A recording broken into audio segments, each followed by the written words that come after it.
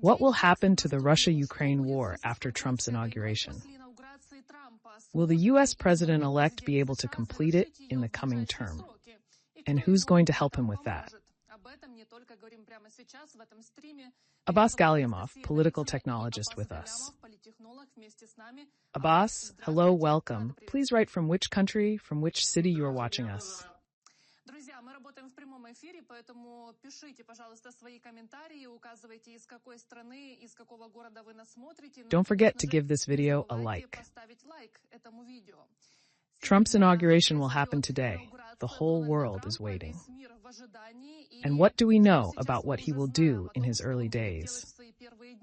Trump instructed his aides to organize a phone call with Putin just days after the inauguration.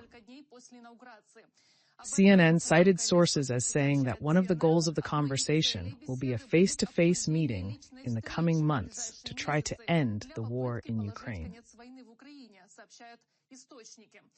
Abbas, your predictions, will Trump's first phone call to Putin be successful?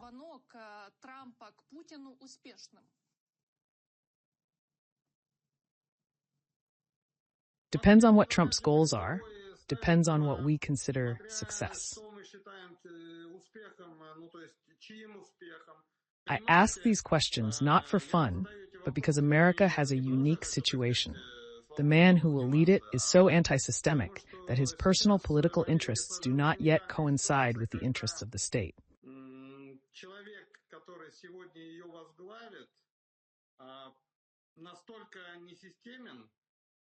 Настолько, можно даже сказать, антисистемен, что его личный политический интерес, во всяком случае, пока не совпадает с политическим интересом государства, которое он сегодня возглавит. For America, Russia's success in the negotiations is a defeat.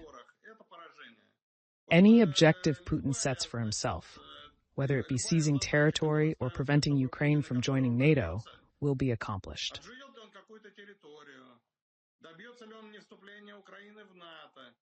Anything Putin accomplishes automatically means he has gained and America has lost. This is an objectively existing American interest. A state interested in stability and development must punish the aggressor, and democracy must defeat authoritarianism. There are criteria that allow us to say what America's interest is. Trump's interest is not to be a political loser, but to look like a winner.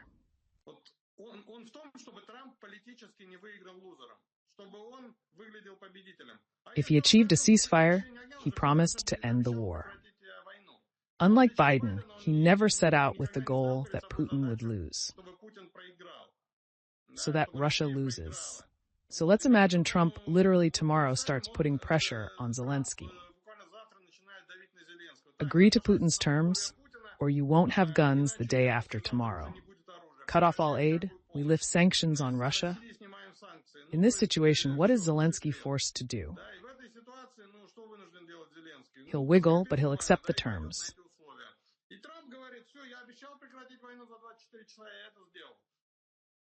I never set myself the task of making Donbass Ukrainian. We Americans don't care. He can say that, can he? What do we care who's Donbass or Ukraine, who's Crimea? The main thing is that the bloodshed has stopped. Peace has been established. That's it. I'm up for the Nobel Peace Prize. And seemingly well done, a winner, because he came with a promise to reduce U.S. interference in foreign affairs.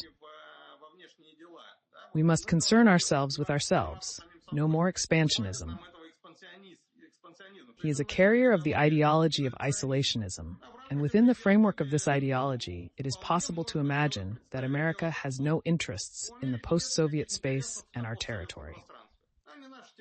Let Russia sort it out on its own, and everything is kind of golden. I'm not claiming this will be the case, just painting a picture. And it probably won't be. I mean, hypothetically, it's possible. Trump's interest as a non-systemic politician, he has his own. It's not the same as America's interest. If Harris had come to power in the U.S., it would all make sense. Harris's interest coincides with the country's interest. With the Trump situation, perhaps things will change in time. It's not like it's Trump's war. It's Biden's war in American terminology. Who is responsible for its defeat? Trump? It's not like it happened under him. So far, we can't confidently state what position Trump will take. There are encouraging comments from members of his team like Kellogg, Waltz, and Rubio that give hope that Trump will not give up on Putin and will push for maximum concessions in Ukraine's interests.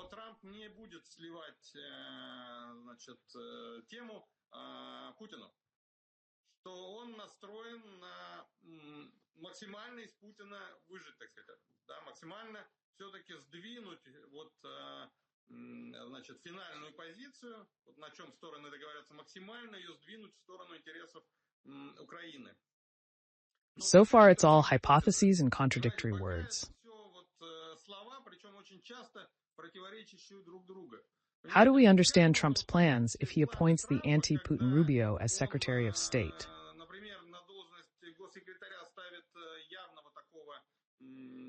Человека Рубио, человека, настроенного антипутински, да? He wants to appoint a pro-Putin person to the post of Chairman of National Intelligence. Will go through. A congressional vote is needed. At least that's what he's announced so far. Go figure out what position he's going to take. So far, we can only theoretically outline possible options, and which of them will be realized is unknown. Trump's national security advisor Michael Waltz said everyone should agree to end the war in Ukraine. It is clear to Trump that this war must end. I think everyone should agree with that. Zelensky is already ready to work with us. He emphasizes that Ukraine is ready for negotiations and is ready for a ceasefire. Waltz voiced 3 key issues in settling the war. First, who and how do we invite to the negotiating table? What is the scope of the deal? The Kremlin is ready to communicate only with Washington, even without Ukraine.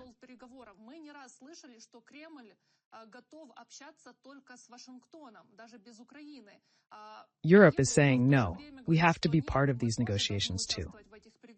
Actually, I'm not sure.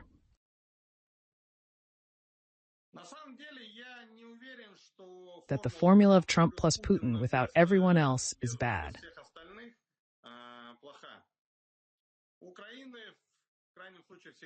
Ukraine always retains the option to disagree. The presence of Zelensky or anyone perceived by Putin as an enemy would add an irrational component.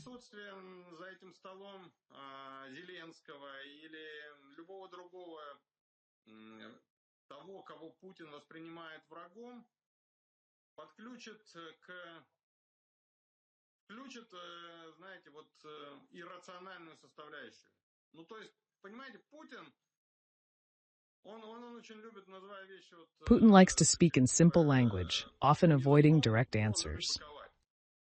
He immediately loses control, starts freaking out and behaving irrationally. Он начинает психовать, он впадает в эмоции и ведет себя крайне иррационально. The challenge is to remove the irrational component from this situation. Я бы предположил, что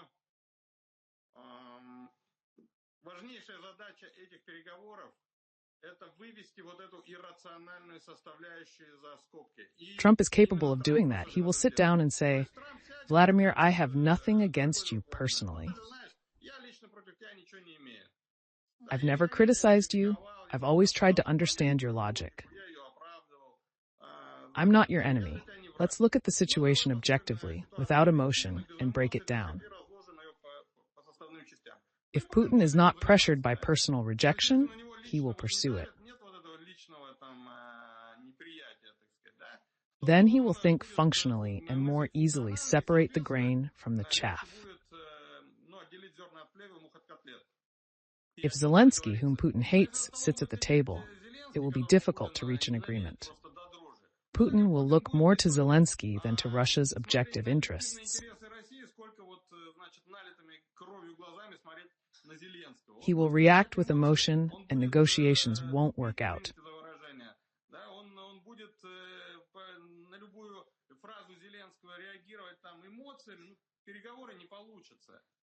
There are functional people, and there are poseurs like Putin, for whom the personal is more important than the public.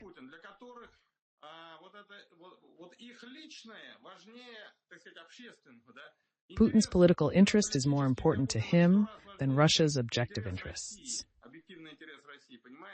The very fact of the war proves that Russia didn't need it. The war was necessary for Putin, killing hundreds of thousands of people. And he did it all for his own personal ambitions. These are the ambitions in the negotiation situation that should be put in brackets. I'm not sure that Trump's one-on-one talks with Putin are unequivocally bad.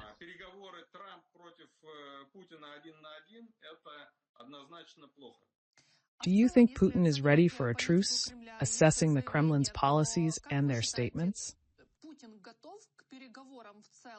Or is it to his advantage to keep the war going, especially with battlefield successes he can capitalize on?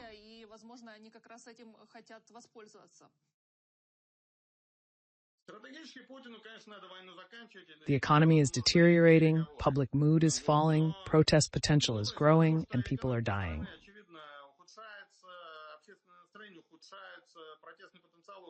If it's not stopped, it will end up like WWI for the Russian Empire.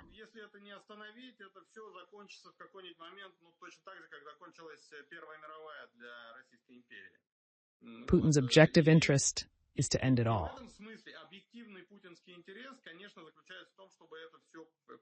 In addition to the objective, there is also a subjective component. Putin doesn't want to end the war without winning. As long as Putin has hope, the army is advancing, albeit slowly. There is hope that the Ukrainian front will soon crumble. Why negotiate now if I can be in Kiev in a week?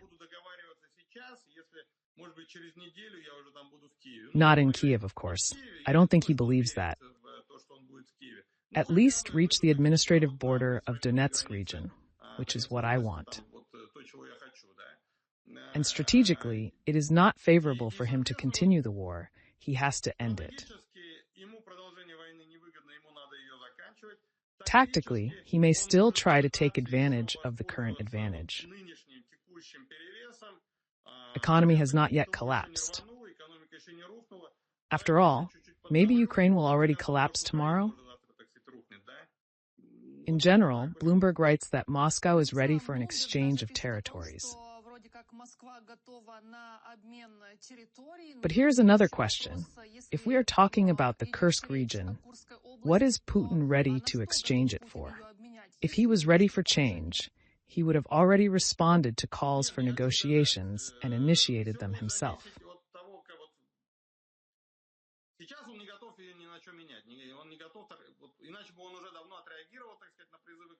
As long as he wants to take everything he can, militarily. He hasn't lost hope. How he behaves depends on the battlefield situation when he's at the table with Trump.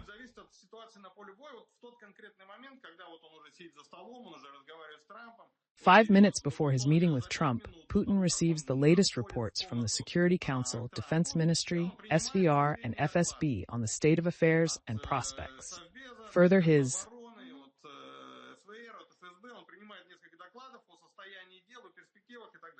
actions depend on information received. If Putin believes in success, he will procrastinate, argue over every detail, demand changes, and disagree on some points.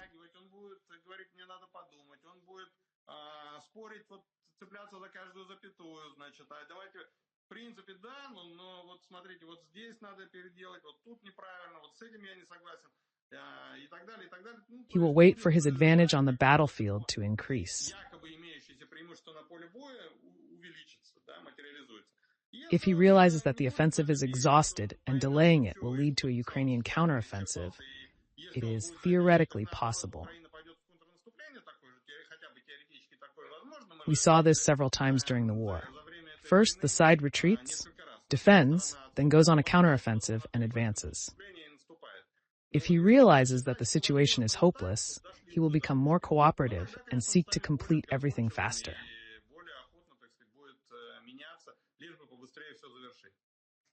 Trump's plan for Ukraine could include a freeze on hostilities and a pause on the NATO issue, RBC Ukraine reported.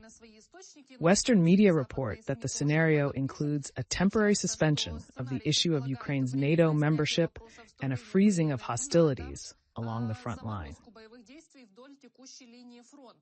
This option of freezing the war along the front line now looks more realistic, although it is worth remembering the Kursk region, part of which is controlled by Ukraine.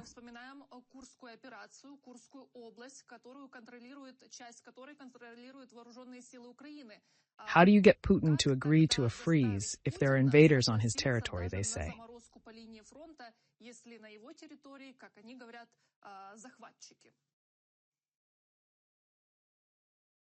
I can only repeat myself, I'm sorry, but I have no other arguments. If he believes he can strike on battlefield, he will pursue it. If he believes he can squeeze the Ukrainians out of Kursk region, he will not agree and will stall as long as he hopes to succeed.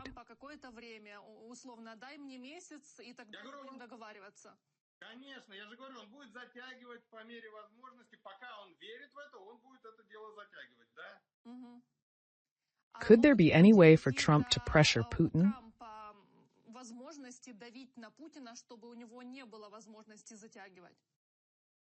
Trump has a lot of options. He can increase arms supplies to Ukraine. He can increase pressure. Biden's latest round of sanctions against Russia's shadow tanker fleet has serious implications for Russia's oil trade.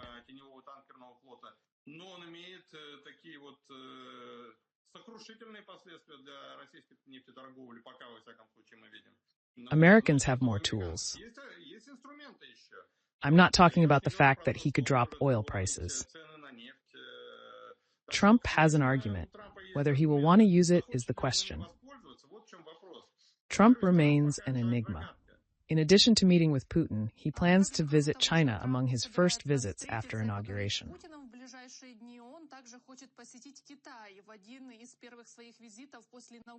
According to the Wall Street Journal, he is going to come to the PRC in the first 100 days of his presidency. Trump's special counsel Kellogg said he needed 100 days to stop the war.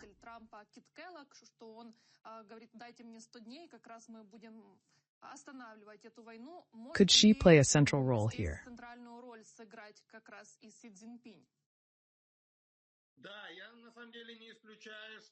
I don't rule out that Trump's plan is to outline to Xi Jinping the problems he can cause.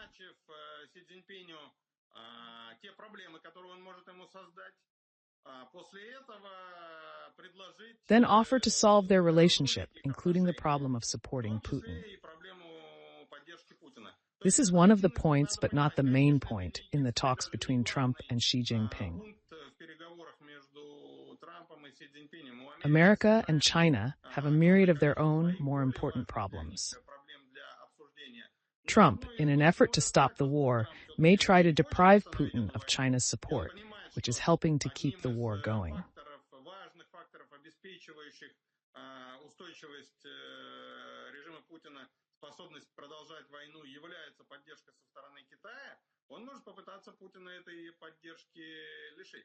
That is, start negotiations with Putin by negotiating with China in exchange for something.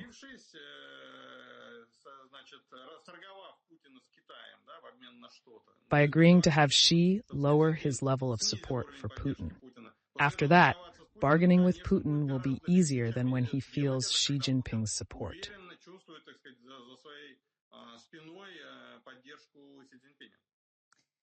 Yesterday, Donald Trump said he would end the war in Ukraine, the Middle East, and prevent World War III.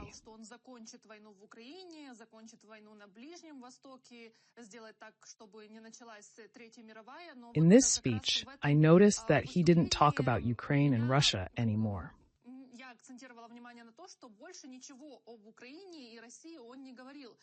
The next speech was all about domestic politics and his plans.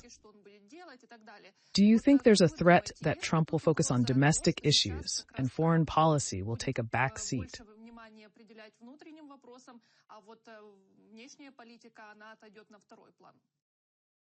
If you studied American sociology,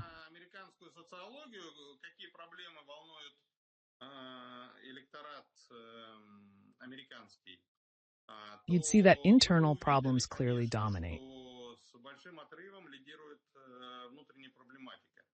The topic of Ukraine and Russia's war is not a priority for mass American audiences. So Trump might as well concentrate on domestic issues. He got elected promising to reduce U.S. involvement in international affairs and focus on domestic issues.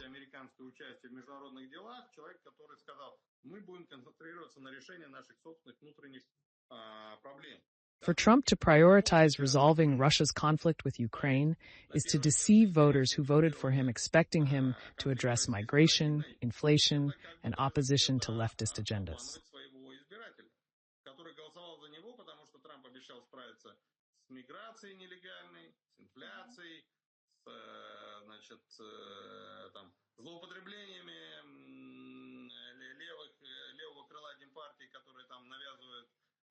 Основным массам американцев какие-то там программы, равенства, защиты прав меньшинств и так далее, и так далее.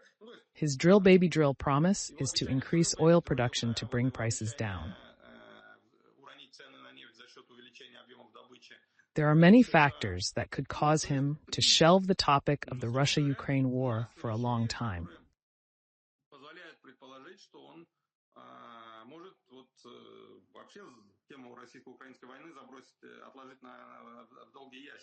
So, it's good to see the occasional mention of war and his statements about his intention to talk to Putin. The fact that he does it from time to time shows that he will probably continue to do it. He will also deal with domestic issues, having already signed an executive order on the first day to deport illegal immigrants involved in crimes and repeal Biden's stupid executive orders.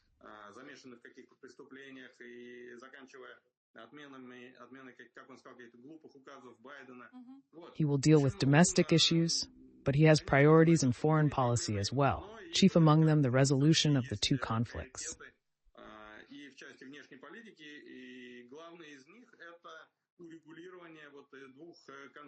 The first conflict is in the Middle East. The subject of Israel is traditionally closer to Americans, especially Republicans. For them, it's a major foreign policy issue. Trump is interested in the Russia-Ukraine conflict, probably sensing the potential for a settlement. He wants to go down in history as a peacemaker. He wants to be the one who came in and immediately stabilized everything, eliminating chaos and wars.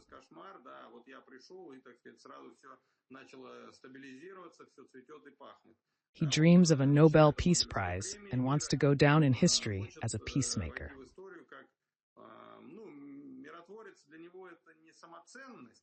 He wants to go down in history as a peacemaker to prove his power and effectiveness, not for peacemaking per se.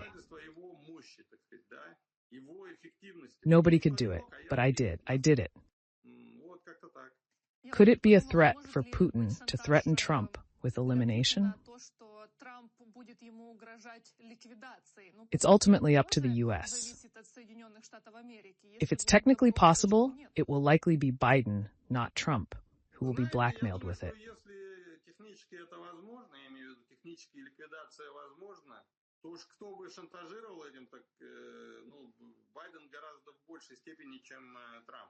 Since Biden didn't use it, there's no opportunity. Biden plans to write a book about his presidency. Abbas, as a political strategist, what would you advise Biden to include in his book, and what would be better not to mention? You're asking a difficult question that can't be answered immediately. This is a multifaceted question. I'm sure Biden's greatest mistake was trying to get reelected.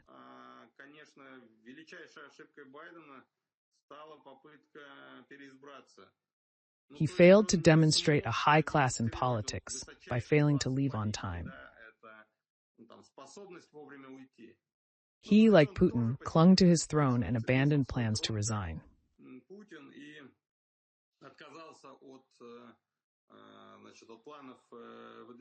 At the last moment, when the situation worsened and the chance of winning became almost nil,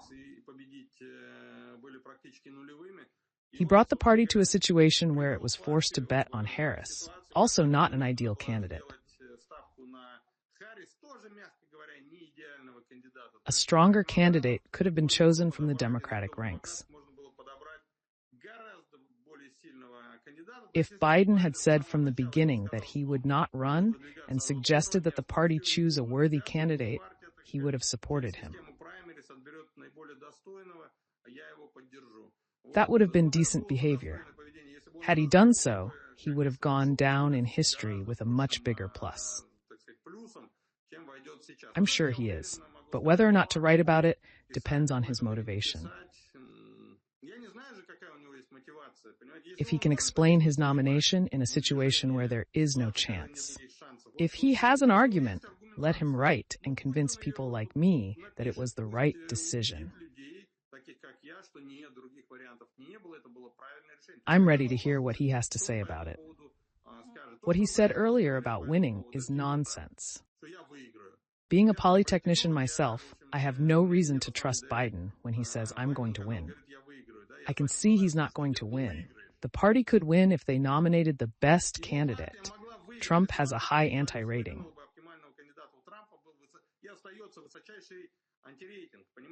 He's taking office, and he seems to have a honeymoon period ahead of him.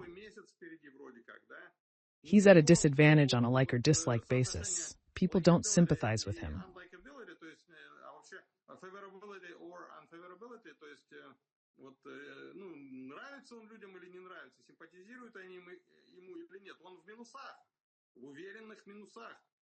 The number of people who dislike him is 7 to 8 points higher than those who sympathize with him.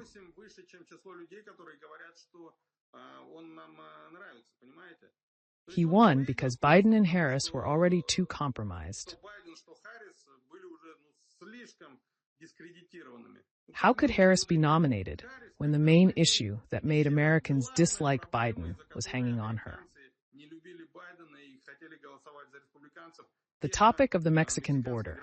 Biden put her in charge of it. In terms of the mass voter, she didn't do well with it. There are colossal weights hanging from her legs. He's nominating her, so he's dooming himself, he's dooming the party to defeat. You know, I wonder if Biden will write in his book what Times' Simon Schuster writes. He claims that Biden had no plans for Ukraine. He argues that winning Ukraine was never part of Biden's goals, and the U.S. has not promised to help retake all the territory seized by Russia since 2014. Biden did not promise that Ukraine would survive this war. The White House believes this was beyond Ukraine's capabilities, even with Western support. Abbas, what do you think when Ukraine shows its strength and Ukrainian drones, not even Western drones, reach Russia up to 1,000 kilometers away?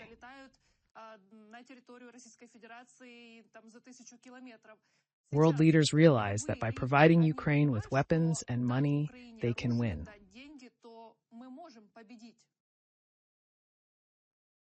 My guess is no. If they understood that and had a consensus, they would have done it already. If they believed it, they would have given it to Ukraine. And since they don't, they don't really believe it. Они делают, то, наверное, не очень верят. Do they believe in Ukraine, or are they afraid of the collapse of Russia? Боятся распада России. Russia's defeat in the war does not mean its disintegration, even if we are talking about the 1991 frontier. Поражение России в войне, отступление на границе даже 91 года, значит, не является фактором, так сказать, распада России. То есть A losing Russia, if it begins to disintegrate, will be far less dangerous to the West than the current Russia, which demonstrates to dictators that it is okay to attack and seize territory. нынешняя Россия, которая добивается своего, значит, демонстрируя диктаторам всего мира, что можно нападать, можно захватывать территорию. Ну, It's the collapse of the entire world order. понимаете, нынешнего. In this situation, they are afraid of disintegration, the hypothetical collapse of Russia, which may or may not happen. Это тень на плетень наводить. The problem is not that they are afraid of the collapse of Russia. We're afraid it will fall apart. No, that's not the motivation. Мотивация We're afraid that Putin will escalate and it will lead to nuclear war. пойдет на эскалацию, то есть мы пойдем на эскалацию, Путин пойдет на эскалацию, значит, дойдем до греха, до ядерной войны. So it's best to bide your time and see where things go. Потянем, так сказать, чуть-чуть, посмотрим, как там, куда, что вырулит. То есть, It's not always the case that when people do something, they have a strategy. обязательно, что у них есть какая-то стратегия. The West, I'm sure, had no strategy in this situation. Стратегии не было. It is necessary to help Ukraine, but so as not to accidentally provoke World War III. So we will help a little bit at a time. Будем вот час по чайной ложке. И поэтому And that's why all of this is going on. Галактического кафтана все это и продолжается. Вот Here's your weapon, but don't fire it into the territory. стреляйте. Here's some airplanes for you, but not until a year from now. Через год, вот, Here's some tanks for you so you don't lose, but not so much that winning is too risky. поможем вам настолько, чтобы вы не проиграли, но помогать вам настолько, чтобы вы выиграли, ну, извините, страшновато. The course of democratic states is not always the result of one leader's strategic calculations. Не является, опять же, вот, результатом стратегических расчетов кого-то, там вот сидит какой-то там лидер, да, и рассчитывает. Let's do this in order to accomplish that. It is the sum of the efforts of different players, and the final vector is shaped by the influence of others. Разных других векторов. There are isolationists in every country who say, don't interfere too В much. каждой стране изоляционисты, которые говорят, давайте не будем, так сказать, мешать, ну, влезать туда слишком активно. There are isolationists, Putin supporters, and radical supporters of Ukraine. Есть те, кто против Путина, те, кто радикально настроены помогать Украине. Each controls a portion of the seats in parliament, media, and parties support different sides, lots of players. Одним, другие СМИ, другим, партии там, и так далее, куча игроков. Ну, то It's a есть very это decentralized system. децентрализованная система, надо понимать. The final decision is often the sum of the efforts of all the players, not the calculation of one person or center. Просто сумма усилий всех игроков, а не расчет какого-то вот единого мозга, единого центра, понимаете, одного человека там нет, который сидит и принимает решения. It is the sum of all actions, shouting in parliament, making noise, voting. Проголосовали, да, Compromises. We will support aid to Ukraine, but on the condition that we do not strike Russian territory. вы поставьте условием не бить в территорию, не бить вглубь территории России. А если If you don't condition it, we'll vote against aid to Ukraine and block the decision. проголосуем против помощи Украине, и все, и заблокируем ваше решение. Ну, Here's how it's happening. получается. Abbas, thanks for the conversation Вас and for your time on the огромное air. спасибо вам за этот разговор и за то, что вы нашли время для эфира. I wish you a good and pleasant day. Abbas Gallamov was with us.